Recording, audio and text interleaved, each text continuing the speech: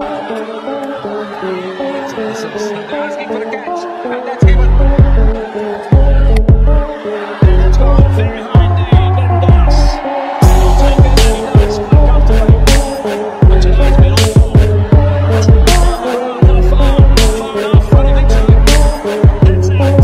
course, Mustafiz is quite talented bowler, and from day one he made a big impact in international cricket, and he is maintaining it.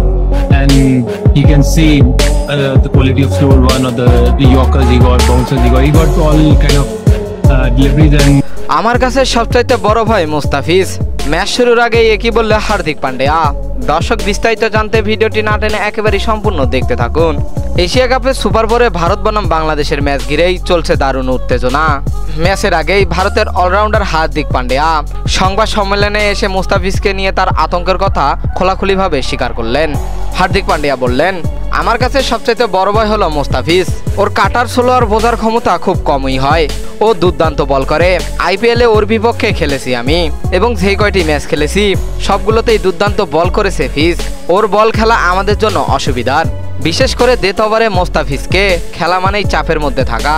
আমরা ওর জন্য আলাদা plan করেছি, কিন্তু কতটুকু কাজে দিবে তা আমরা জানি না।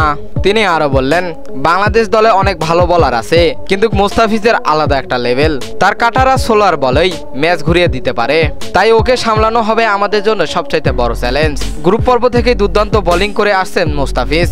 গুরুত্বপূর্ণ সময়ে উইকেট নিয়ে ইতিমধ্যেই বাংলাদেশকে একাধিক ম্যাচ জিতিয়েছেন।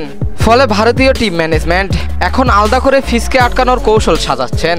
তো দর্শক, ভারতীয় টিম ম্যানেজমেন্টের প্ল্যানকে ধরাশায়ী করে মুস্তাফিজ কি আবারও ভারতের বিপক্ষে জ্বলে উঠতে পারবেন?